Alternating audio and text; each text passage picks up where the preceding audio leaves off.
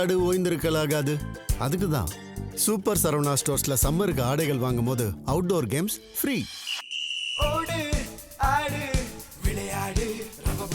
Super Saravana stores summer கோடையை கொண்டாடலாம்.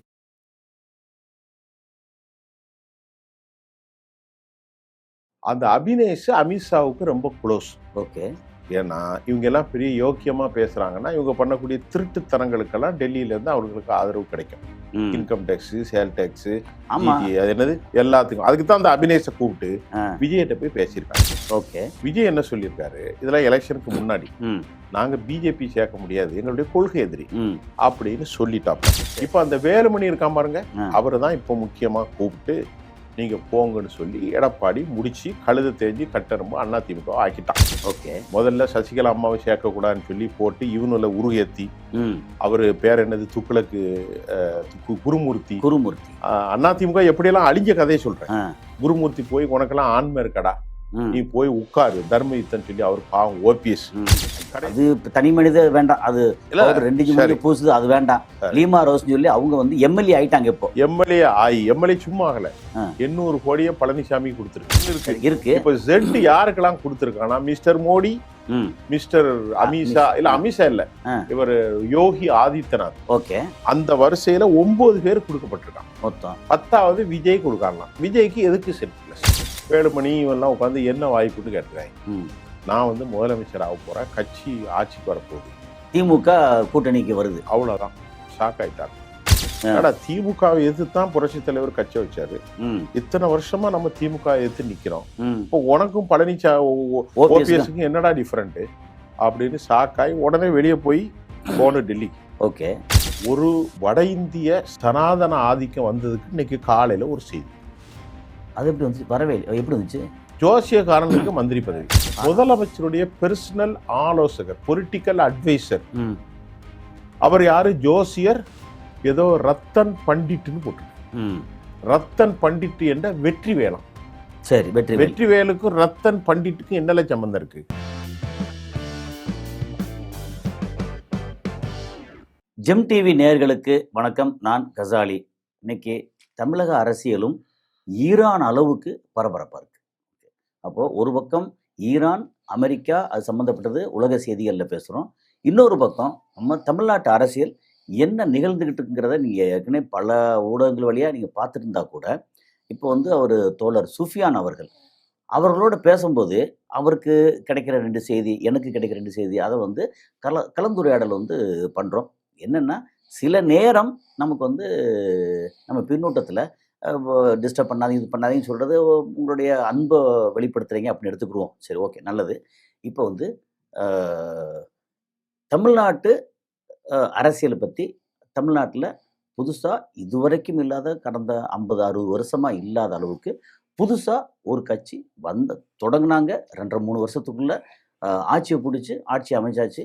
ஆட்சி அமைச்ச உடனே என்ன நடந்துச்சு? அவங்க வந்து எல்லா தலைவர்களையும், முக்கியமான தலைவர் பூரா போய் வீடு தேடி போய் எல்லாம் பார்த்தாங்க. அது வந்து ஒரு நல்ல ஒரு புது முயற்சியாக நல்லா இருந்தது. ஸோ அந்த அளவில் இப்போ ஆரம்பிச்சிருக்கு. ஸோ அதை பற்றின ஒரு சின்ன ஒரு கலந்துரையாடல் அவர் தோழர் சுஃபியான் அவரோட. ஸோ வாங்க சார், இதுதான் நம்ம வந்து இன்னைக்கு இதில் வந்து அரசியலில், தமிழ்நாட்டு அரசியலில். ஆனால் நீங்கள் கொடுத்தது பில்டப் கிடையாது, நிலைமை தான். ஓகே. என்னடா அவர் இன்டர்நேஷனல் கான்வர்சேஷன் மாதிரி பேசுறாரு, பெரிய பில்டப் கொடுத்து. அப்படி இல்லை, உண்மையிலேயே தமிழ்நாட்டு அரசியல்ல பெரிய வெடிகுண்டு கலாச்சாரம் மாதிரி, அரசியல் பூகம்பம் மாதிரி கட்சிகளுக்குள்ளே வெடித்து சேதறுகிறது. கூட்டணிகள், தலைவர்கள், மோதல், இணக்கங்கள்லாம் வெடித்து சேதற. அதைத்தான் நீங்க ஈரான் அமெரிக்கா போருக்கு ஈக்குவலா கொடுத்துட்டீங்க. அது தப்பு இல்லை. வெடிகுண்டு அப்படிங்க, வெடிகுண்டு மாதிரி பயங்கர வெடித்து சேதற மாதிரி உள்ளங்கள் வெடித்திருக்கு. சரி, அது வந்து அதிமுகவா? இப்போ நீங்க கேட்டதுக்கு பதில் சொல்லிடுவோம். சரி. இந்த தமிழ்நாட்டை முடிக்கணுங்கிற ஒரே திட்டம், திராவிட இயக்கங்களை முடிக்கணும்னு ஒரே திட்டம் யாருக்கு? BJP, RSS. அந்த திட்டத்தை போட்டு இன்னைக்கு நமக்கு காலையில கிடைச்ச முக்கியமான ஆங்கில பத்திரிகையின் சோர்ஸ், அதை அப்படி காப்பி பண்ணி தமிழுக்கு போட்டிருப்பாங்கன்னு நினைக்கிறேன். அதெல்லாம் விட்டுருங்க. அதுல என்ன சொல்லியிருக்காங்கன்னா, 70லேருந்து 80 தொகுதிகளை ஜெயிப்பார். யாரு? அதிமுக. சரி. யாரு? அமித்ஷாவுடைய திட்டம். ஓகே. அதோட சேர்த்து இவர் ஒரு 40 தொகுதி 30 தொகுதி ஜெயிப்பார். விஜய் ஓகே. 2 பேரையும் சேர்த்து நாம தலைமையில உட்கார்ந்து ஆட்டையை போடலாம்னு திட்டம் போட்டார். அவர் திட்டம் போட்டு அவர் கையில் தான் இவிஎம் இருக்கு. ஆனால் அது நடக்கவில்லை. ஆ. இவர்களுக்கிடையே மதச்சார்பற்ற கட்சிகள் ஒன்று சேர்ந்து விட்டது. காங்கிரஸ் கட்சியும் இந்த ஆமா, காங்கிரஸை பிரிச்சிடணும்னு எவ்வளவோ ட்ரை பண்ணாங்க. கரெக்ட் தான். இப்ப அதுக்கு காங்கிரஸ் முக்து பாரத்னு அவன் கோபத்தின் உச்சகட்டத்துக்கே சென்றாப்ல. அதுக்கு முன்னாடி அபினேஷ் அப்படிங்கிற சென்னையில முக்கியமான ஒரு தொழிலதிபர். அவர் பெரிய கான்ட்ராக்டர், பில்டிங் கன்ஸ்ட்ரக்ஷன். அந்த கம்பெனி பேர் நம்ம சொல்ல வேண்டியதில்லை. சரி. அந்த அபினேஷ் அமித்ஷாவுக்கு ரொம்ப க்ளோஸ். ஓகே. ஏன்னா இவங்க எல்லாம் பெரிய யோக்கியமா பேசுறாங்கன்னா இவங்க பண்ணக்கூடிய திருட்டுத்தனங்களுக்கெல்லாம் டெல்லியில இருந்து அவர்களுக்கு ஆதரவு கிடைக்கும். இன்கம் டேக்ஸ், சேல் டேக்ஸ், அது என்னது எல்லாத்துக்கும். அதுக்கு தான் அந்த அபினேஷை கூப்பிட்டு விஜய்கிட்ட போய் பேசியிருக்காங்க. ஓகே. விஜய் என்ன சொல்லியிருக்காரு, இதெல்லாம் எலெக்ஷனுக்கு முன்னாடி நாங்க பிஜேபி சேர்க்க முடியாது, எங்களுடைய கொள்கை எதிரி அப்படின்னு சொல்லிட்டாப்ல. சரி. சொன்ன பிறகு இப்பொழுது எலெக்ஷன் ரிசல்ட் வந்துச்சு, டிஎம்கே காலி இவங்க ஃபார்ம் பண்ணிட்டாங்க. ஓகே. இப்போ அமித்ஷா இன்று காலை நேற்று 17 பேரோட நம்ம அவர் பேர் என்னது எடப்பாடி பழனிசாமி போய் கொடுத்தாரு. இன்னைக்கு காலையில 30 பேரோட இவங்க போய் கொடுத்துட்டாங்க. யாரு? சிவி சண்முகம், டிவி சண்முகமும் சண்முகம், வேலுமணி. எஸ்பி வேலுமணி. வேலுமணி யாரு? சக்கி வாசுதேவுடைய கையாளு. சக்கி வாசுதேவ் யாரு? ஒரு புரோக்கர். ஆமா, அந்த ஆளு வந்து ஒரு சாமி என்று சொல்லி நிலத்தை பூரா ஆட்டையை போடுவோம். அந்த யானை வழித்தடம் இருக்குல்ல, அதை பூரா க்ளோஸ் பண்ணி பெரிய சிவனா என்ன வச்சிருக்காங்க. அது ஆமா, சிவராத்திரியில வந்து அவ்வளோ சினிமா நடிகை எல்லாரும் போய் அங்க நடிகைகள் நடிகர்கள்லாம் ஆடுன்னு ஆடி அவருடைய பணம் புரோக்கர். ஆமா.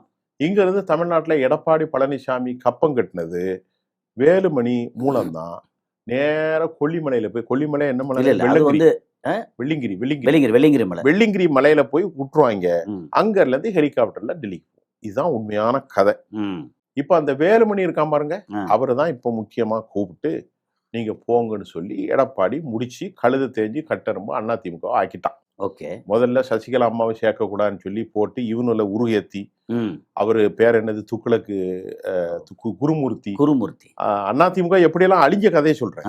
குருமூர்த்தி போய் உனக்கெல்லாம் ஆண்மை இருக்கடா, நீ போய் உட்காரு தர்ம யுத்தம் சொல்லி அவர் பாவம் ஓபிஎஸ். கடைசியில ஓபிஎஸ் இபிஎஸ் சேர்த்து வச்சது prime minister. OPS made statement open, is disclosed ஓப்பனா சொன்னார். அதுக்கப்புறம் ஓபிஎஸ் கண்டுக்கிடாம விட்டு அவர் திமுக போய் சேர்ந்தார். வைத்திலிங்கம் சேர்ந்தாரு, மனோஜ் பாண்டியன் சேர்ந்தாரு, மைத்திரேயன் சேர்ந்தாரு, எல்லாரும் சேர்ந்தான். இவரு செங்கோட்டையன் சேர்ந்து இங்க வந்து என்னதாயிட்டாரு. நேர செங்கோட்டையன் வந்து சேரக்கு முன்னாடி எங்க போனா தெரியுமா? நேர எங்கேயோ காசிக்கு போறேன் அங்க போறேன்னு சொல்லிட்டு அப்படியே அங்க பிஜேபியில போய் எல்லாம் பார்த்து பேசிட்டு எல்லாத்தையும் அவங்கதான் கூப்பிடுவாங்க. ஏன்னா பிஜேபி அவரு பார்க்கல, இவங்க கூப்பிட்டாங்க. அதான் கூப்பிட்டுதான் போய் அங்க போய் பார்த்துட்டு எல்லாம் திட்டங்கள் வகுத்து, நீ வந்து ஓகே, நீ வந்து இந்த பருத்தி மூட்டையை வந்து நீ அங்கே குடோனில் போடு, நீ இந்த பருத்தி மூட்டை எடுத்து அங்கே கொண்டு போ, கடைசி இந்த பருத்தி மூட்டை கொண்டு இங்கே கொண்டு அப்படின்ற மாதிரி செங்கோட்டையனை வந்து நீ நேராக தாவைக்கில் போய் சேரு, இப்போ நீ வந்து தனியாக வந்து இப்படி போய் சொல்லு, அப்புறம் நீ வந்து இங்கே போய் சேரு, இப்போ இதே வேலையை அவங்க வந்து நல்லாட்சி கொடுக்கணும், மக்களுக்கு நல்லது பண்ணுங்கிற ஒரு துளி எண்ணம் இல்லை போல இருக்கிறவங்களுக்கு. நல்லாட்சி கேளுங்க. இப்போ இதில் முக்கியமான ஆள் யாருன்னா, இப்போ நேர உள்ள அடுத்தால கோயம்புத்தூர்ல மாற்றி லாட்டின் பொண்டாட்டியை கொண்டு இறக்கி விட்டாங்க. அந்த அம்மா 2 இன்ச்சில இருந்து 3 இன்ச்சு வரைக்கும் பவுடர் பூசுது. ஐயோ, அது தனி மனித வேண்டாம், அது 2 இன்ச்சு பூசுது, அது வேண்டாம். லீமா ரோஸ் சொல்லி அவங்க வந்து எம்எல்ஏ ஆயிட்டாங்க. இப்போ எம்எல்ஏ சும்மா ஆகல, 800 கோடியை பழனிசாமி கொடுத்துருக்கு. சரிங்க, இப்போ உங்கள்கிட்ட 800 கோடி இருந்தா நீங்க எம்எல்ஏ ஆவீங்கன்னா மாட்டீங்களா? இருந்தா நம்ம யோசிப்போம், நமக்கு எம்எல்ஏ என்ன சார், நம்ம 2 இட்லி சாப்பிட்றாள், அதை விடுங்க. சரி. இப்போ அந்த அம்மா வந்து அது மட்டும் இல்லாம இப்போ அமித்ஷா கூப்பிட்டு சொன்னாரு, நம்ம முதல்ல இங்கேயும் பெரிய அளவுல பணத்தை அதான் இறக்கியிருக்கு. இங்க இறக்கி இருக்குன்னா அது இப்ப பழனிசாமி கூட தான் இருக்கா, யாரு கூட இருக்குன்னு தெரியல. ஓகே.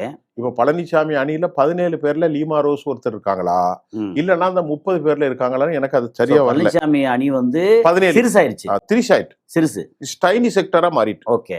இது வந்து பெருசாயிட்டு. இப்போ SP Velumani and CV Shanmugam பெருசாயிருக்கு.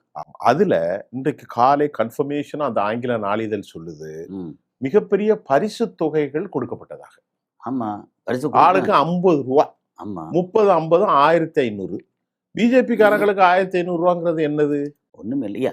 ஏடிஎம்கேக்கே ஒண்ணும் இல்லை. நீ என்ன சொல்றீங்க? ஒரு நிமிஷம் விடுங்க.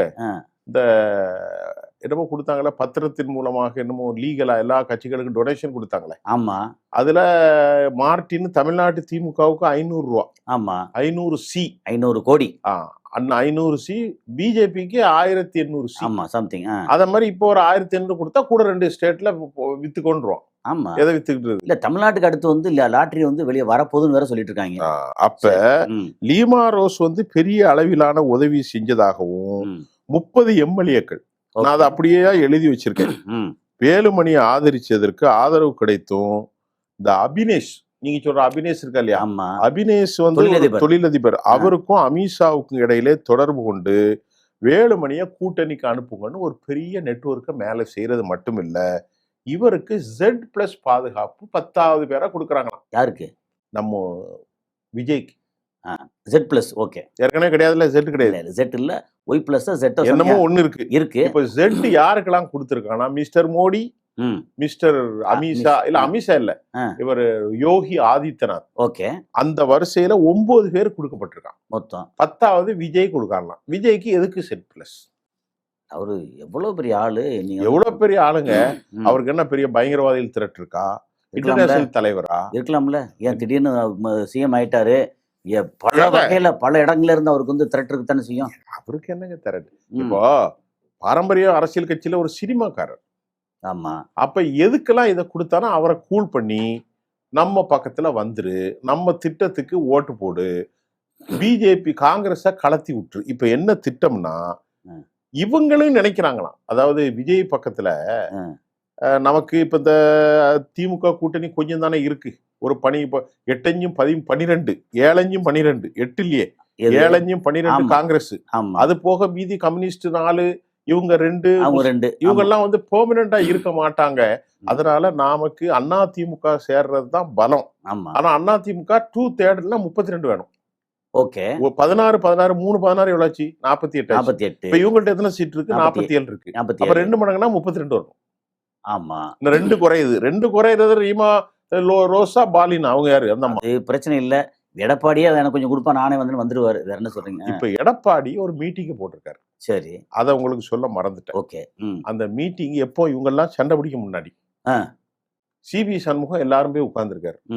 உடனே தோல்வி கண்டுட்டோம், நம்ம ரொம்ப உழைச்சோம் அப்படின்னு பேசிட்டு நமக்கு ஒரு நல்ல வாய்ப்பு வந்திருக்கு அப்படின்னு எடப்பாடி சொல்லியிருக்காரு. அதையும் இந்த ஆங்கில பத்திரிகை சொல்லுது. உடனே வேலுமணி இவெல்லாம் உட்காந்து என்ன வாய்ப்புன்னு கேட்டிருக்காங்க. நான் வந்து முதலமைச்சர் ஆக போறேன், கட்சி ஆட்சிக்கு வரப்போகுது, திமுக கூட்டணிக்கு வருது, அவ்வளவுதான். ஷாக் ஆயிட்டாங்க. ஆனா திமுகவை எதிர்த்துதான் புரட்சி தலைவர் கட்சி வச்சாரு. இத்தனை வருஷமா நம்ம திமுக எதிர்த்து நிக்கிறோம், இப்போ உனக்கும் ஓபிஎஸ்க்கும் என்னடா டிஃபரெண்ட் அப்படின்னு ஷாக் ஆகி உடனே வெளியே போய் போன டெல்லி. ஓகே, டெல்லி தானே அவருக்கு முக்கியம். டெல்லி வேலுமணிக்கு சொல்லிட்டா உடனே நீ பிரிஞ்சிருன்னு சொல்லி அந்த குப்பத்துல போய் ஒரு 30-40 பேர் 30 பேரை கொண்டு வச்சுட்டாங்க. 30 பேரை எவ்வளவு பேர் எங்க இதுல பாண்டிச்சேரியில. இப்போ டெல்லியினுடைய கையசைவு கால அசைவுல போகுது. 30 பேர் இருந்தானா கட்சி தாவல் வந்துரும். ரெண்டு கொண்டு வந்துருவாங்க, அது கொண்டு வந்துருவாங்க. ஓகே, சொல்லிட்டீங்களா? இப்படி இருக்கும்போது இப்ப தாவேகா வந்து அதிமுகவை சேர்க்குமா? சேர்த்தா இந்த சிவி சண்முகம் அவங்க 10 அமைச்சரா 8 அமைச்சரா கேட்கணும். கொடுத்துட்டு போறது என்ன இருக்கு? கொடுப்பான், கொடுத்தா நான் சுரண்டிடுவானே, மலையை உடைச்சிடுவானே. அதெல்லாம் சுரண்ட அப்படி பார்த்து யாரு சுரண்டாம இருப்பாங்க? அப்ப திமுக பரவாயில்ல, அப்படி போவோம். இப்ப என்னன்னா திமுக காரன் என்ன நடக்க போகுதுன்னு பாக்குறான், வெயிட் பண்ணிட்டு. இப்ப ஏற்கனவே நீ கொடுத்த 12 லட்சத்துக்கு அள்ளி வழங்கியிருக்கா, சரியா?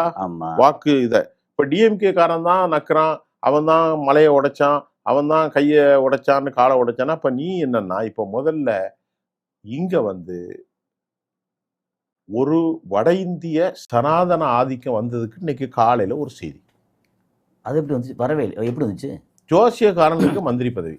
ஆட ஆமால, அவர் பண்டிட் என்னமோ ஒரு பேராச்சு, அவர் பேரு என்ன அளவோ ஒரு பண்டிட்டு. அந்த ஆளு என்னன்னா ஜோசியம் பாக்குற ஆளு. காலை 6:39க்கு உள்ள எடுத்து வைங்க, பாத்ரூம் போனா 7:14க்கு போங்க, தண்ணி குடிக்கன்னா 8:01க்கு குடிங்க. நல்ல கவனிங்க. சரி, ஒய்ஃபோட சேர்றாந்தா 6:03. ஒய்ஃபே இல்லையே பொதுவா அவனும் அப்படிதான் சொல்லுவான். சரி, ஓகே. ஜோசியக்காரன் அப்படித்தானங்க சொல்லுவான், அவன் விளங்குறவன் தான். அது ஆமா, உலகத்தையே இப்போ நம்ம ஊர்ல சரவணபவ ஓனர்னு ஒருத்தர் இருந்தார். எங்க ஊர் அண்ணாச்சி ராஜகோபால். ரொம்ப கஷ்டப்பட்ட குடும்பம், நல்ல மனுஷனும் கூட. அவர் ரொம்ப நல்ல மனுஷன். அவர் பெண் பித்தர்லாம் கிடையாது. எல்லாரும் தப்பா சொல்லிக்கிட்டு இருக்காங்க. அப்படி சொல்லக்கூடாது. அவரை ஆரம்பத்தில் வள்ளியம்மான்னு ஒரு நாடார் அம்மாவை கல்யாணம் முடிச்சிருந்தாங்க. அவங்க நல்ல ஒரு உழைப்பு சமூகம். அதை விட்டு போட்டு ஒரு பிராமின் லேடியை கல்யாணம் முடிச்சா உனக்கு நல்ல வரும்னு கீர்த்திகான்னு ஒன்று வடச்சுட போற பொம்பளைய கல்யாணம் முடிச்சு வச்சான். இந்த ஜோசியக்காரனு தான். மூணாவது சொன்னா, இந்த ஜீவஜோதியை கல்யாணம் முடிச்சா 1000 பிரான்ச் அண்ணாச்சி உங்களுக்கு வரும்னு, முதலமைச்சர் ஆயிருவீங்க. இதான் சொல்லி எதுக்கு சொல்றோம்னா, எனக்கு எங்க ஒரு காரர் கஷ்டப்பட்டார். அவருடைய வாழ்க்கையை முடிச்ச இந்த ஜோசியம் மனித சமூகத்துக்கு விரோதமானது என்றும். ஏன் ஜெயலலிதாவுக்கு இது யாகம் பண்ணு, இதை பண்ணுங்க, யானை கொண்டு போய் அங்க கொடுங்க, இதை செய்யுங்க, இல்ல எல்லாத்துக்கும் இப்ப கர்நாடகா இப்ப அவங்க என்ன துர்கா ஃபுல்லாவே ஜோசியம் தான். முழுக்க ஜோசியம். துர்காலாம் ஆட்சியில இல்லங்க. இப்ப நம்ம இவர் இருக்காருல்ல, நம்ம விஜய் அவர்கள் ஆட்சியில இருக்காரு. இப்ப அவருடைய முதலமைச்சருடைய பெர்சனல் ஆலோசகர், பொலிட்டிக்கல் அட்வைசர், அவர் யாரு? ஜோசியர் ஏதோ ரத்தன் பண்டிட்னு போட்டிருக்கு. ரத்தன் பண்டிட் என்ற வெற்றிவேலம். சரி, வெற்றிவேலுக்கும் ரத்தன் பண்டிட்டுக்கும் என்னல சம்பந்தம் இருக்கு? அப்படின்னா தமிழராகவும் உருவெடுத்துக்கிறான். இப்ப நம்ம ராஜா சர்மான்னு பேர் வச்சிருக்காங்கல்ல. ஆமா. யாரு? ஹெச் ராஜா. விஷம். வாயை திறந்தா விஷம் தானே. சரி, அந்த ஆளத்தானே முதலமைச்சராக இருக்கும்போது ஸ்டாலின் 2 வாட்டி போய் பார்த்தாரு. பாக்குறது வேறங்க. எப்படிங்க பார்க்கலாம்? ராமகோபாலன் இருக்காரு. ராமகோபாலன் நான் கையை கொடுத்தேன். என்னுடைய அவருக்கு எனக்கு கிட்டத்தட்ட ஆகுமா? அவர் கொள்கை என்ன, என் கொள்கை என்ன? வயதான காலத்துல வேற. அதாவது எல்லாத்தையும் விட்டு போட்டு அப்படி, அதாவது எப்படின்னா, நிறைய விஷயங்கள்ல அவர் பண்ணது ரொம்ப நல்ல பேர் எடுக்கிறதுக்காக ட்ரை பண்ணாரு. ஆனா எல்லாரும் நல்லவரா இருக்க முடியாது. எப்பவுமே நாணயம் இருந்துச்சுன்னா 2வது பக்கம் இருக்கத்தான் செய்யும். கண்டிப்பா. அப்போ நீங்க இந்த கொள்கையில ஒழுங்கா கரெக்டா இருக்கீங்களா? இப்ப கடவுள் மறுப்பு கொள்கையில ஸ்ட்ராங்கா இருக்கீங்களா? வீட்டுல பூஜை புனஸ்காரம் எல்லாம் அது தப்பு கிடையாது. ஏன்னா அதை வெளியில பப்ளிக்கா போட்டு என்னாச்சுன்னா, அப்ப வீட்டுக்குள்ள ஒண்ணு வெளியில தான் பேசுவீங்களா? சார், ஒரு விஷயம் சொல்றேன் சார். கடவுள் மறுப்பு, கடவுள் நம்பிக்கைங்கிறது வேற. கோயிலுக்கு போறாரு, அதை நம்ம தப்பு சொல்ல மாட்டோம். அது இல்ல, அது அவங்களுடைய நம்பிக்கை. ஆனா நான் சொல்றது வெளியில நான் கடவுள் மறுப்பு அப்படின்னு சொல்லி வெளியே பேசும்போது என்ன ஆகும்னா, உங்க வீட்டுக்குள்ளேயே இப்படி இருக்காங்களே அப்படின்னு சொல்லி நிறைய வந்துச்சுல்ல. இல்ல, அது சொல்ல முடியாது. அது அவங்களே டிஎம்கே என்ன சொல்லிட்டாங்க, நாங்கள் யாரையும் ஃபோர்ஸ் பண்ண மாட்டோம். நாங்கள் போலீஸ்காரனையும் போர்ஸ் பண்ணல, அதிகாரிகளையும் போர்ஸ் பண்ணல, யாரையுமே கண்ட்ரோல் பண்ணல, மொத்தத்துக்கு அவுத்து விட்டாங்க. 5 வருஷத்துல எல்லாம் ஜோடி முடிஞ்சு சொல்றீங்க. ஆமா. இப்ப அந்த அடிப்படையில இப்ப விஜய்க்கு நேத்தே ஆளூர் ஷானவாஸ் போஸ்ட்ல போட்டார். என்ன போட்டார் தெரியுமா? எக்ஸ் தளத்துல முந்தா நேரத்தை போட்டார். என்ன போட்டாரு? வெங்கட்ராமன் ஒருத்தனை போட்டிருக்காரு. வெங்கட்ராமன் அவர் பிராமண சமூகத்தை சார்ந்தவரான். ஆமா, அது தாவேக்காவோட இது இல்ல, அவர் பொருளாளர். அவர் ஏற்கனவே கல்வி அமைச்சரா போட போறாங்களாம். வந்த செய்தியை சொல்றேன். கல்வி அமைச்சர் தான். ஆகவே பிராமணியம் அவுட் ஆஃப் கல்ச்சரா இல்ல அவுட் ஆஃப் நெட் ஃபோர்ஸா என்னமோ சொன்னாராம். அதாவது அது காலாவதி ஆகி போன ஒரு என்னதோன்னு சொன்னார். காலாவதி ஆகி போன ஒரு தத்துவம் அதன் சொன்ன ஒருத்தர் கையில கல்வித்துறையை கொடுத்திருக்காருங்களே. சரி, இப்ப சொல்றேன், இன்னொன்னு கேக்குறேன் அப்படின்னு கேக்குறாப்ல. யாரு? திராவிட டிஎம்கே பீரியட்ல குனிக்கிறானோ இருங்க. டிஎம்கே பீரியட்ல கல்வித்துறைக்கு ஒரு செக்ரட்டரியா சம்பந்தமே இல்லாம ஒருத்தரை போட்டாங்க. அவங்க பார்த்தா வேற மாதிரி ஆரம்பிச்சாங்க டிஎம்கே பீரியட்ல போடுவாங்க. அதுக்கப்புறம் என்ன, எல்லாம் சேர்ந்து லப்பம் பிடிச்சதுக்கு அப்புறம் உடனே அவரை தூக்குனாங்க. என்ன, அதாவது எப்படின்னா எல்லாம் பேருக்கு தான். அப்படி கிடையாது சார். அயோக்கியர்கள் இருக்காங்க பாருங்க. தந்தை பெரியார் சொல்லுவார், பெர்சன்டேஜ் போட்டு எடு, அதுல கொஞ்சம் நல்ல அயோக்கியம் யாரு? அப்படி இப்ப சொல்லுங்க. நம்ம மீன் கடையில போறோம், மீனை நச்சு பார்ப்போம். ரொம்ப குழு இருந்தா தூக்கி போடு. பழக்கடையிலேயே ஒரு பழம் வேங்க நச்சு பாக்குறான், வெண்டைக்காயை முறிச்சி பாக்குறான். இப்படிதான் இப்ப தமிழ்நாட்டுடைய அரசியல் போயிட்டு இருக்கு. இப்ப விஜய் மீது நமக்கு நல்ல ஒரு நம்பிக்கை இருக்கு. ஒரு நல்ல ஆட்சி வரணும், கோட் ஷூட் போட்டு நல்லா இருக்காரு. நேற்று தலைவர்களை போய் சந்திச்சாரு. அது நல்ல விஷயம். அது ரொம்ப நல்ல ஒரு போக்கு. அது தொடரட்டு. ஆனால் இந்த ஜோசியக்காரனை கொண்டு வைக்கிறது இல்லது இந்த மதம் இனம் வெறுப்பாளனை கூட ஒட்டுறது, இது அவருக்கு என்னைக்கும் ஆபத்து. நல்லா சொல்றேன். அதுவும் இந்த பாஜக மாதிரி இந்துத்துவ மாதிரி சக்திகளோடு இணைவது. அப்படி இல்லைன்னா நாளைக்கு சிபிஐ கொண்டு போயிருமே. அந்த கரூர் பிரச்சனை எப்போ இல்லையோ நம்ம கருத்து சார். நான் என்ன சொல்றேன் தெரியுமா சார்? நம்ம இப்ப நாங்கெல்லாம் பெரியாரிய கருத்துல உள்ள ஆட்கள். அதாவது அவருடைய கடவுள் மறுப்பு கருத்துக்கும் பெரியாருக்கும் எங்களுக்கு சம்பந்தம் இல்லை. சரி, ஒரு பத்திரிகைக்காரனா நான் என்ன சொல்றோம்னா, நமக்கு அனைத்து மதங்களும் அனைத்து மக்களும் உண்டு. மதங்கள்ல நம்பிக்கை இல்லை. Okay. நல்லா கவனிங்க. ஓகே. ஆனா நான் ஒரு இறை நம்பிக்கையாளனா இறை நம்பிக்கையாளன், அது என்னுடைய தத்துவம். ஒரே ஒரு கடவுள் இருக்கான், ஒரு ஃபோர்ஸ் இருக்கு ஓகே. அப்படின்னு நான் நம்புறேன். ம். ஆனா எச்சி சோத்தை திங்கிற ஆளு, தலித்துன்னோ நீ பறையன் பல்லர் அப்படியெல்லாம் நாங்க பார்க்க போவதில்லை. பார்க்கக்கூடாது. அப்படி பார்க்கிற நீ வந்து பாயி, நீ கிறிஸ்டின் இப்படிலாம் பார்க்கக்கூடாது. நம்ம எல்லாருமே ஒரு தாயுடைய பிள்ளை. இது சத்தியம். ம். இந்த சத்தியத்தை மீறி எந்த கொள்கை நிக்குதோ அந்த கொள்கையை எதிர்ப்பது ஒவ்வொரு மனிதனுடைய நம்ம கடமை. அதுதான் வந்து தமிழ்நாட்டோட தலையாய ஒவ்வொரு மனிதருடைய. அதுல பிறப்பால் நீங்க வித்தியாசம் பார்த்துடக்கூடாது. இது உண்மை, இது சத்தியம். ரைட். எனிவே, ஸோ ரொம்ப இது ஒரு மாதிரி கொஞ்சம் வித்தியாசமா ஒரு அலசல் தான். ரொம்ப நல்லா இருந்தது. அதாவது நம்ம ஏதோ நமக்கு தெரிஞ்சதை பேசுறோம் சார். அங்க வந்து வெடிச்சுக்கிட்டு இருக்கு எங்க அரபு நாடுகள்ல, இங்கே வந்து நிகழ்ச்சிகள் நடந்துகிட்டு இருக்கு. ஸோ ரெண்டும் வந்து கிட்டத்தட்ட ஒரே மாதிரி விர்ச்சுவல், அது வந்து நிஜம். எனிவே, ஸோ அடுத்தடுத்து நம்ம காணொலி சந்திப்போம்.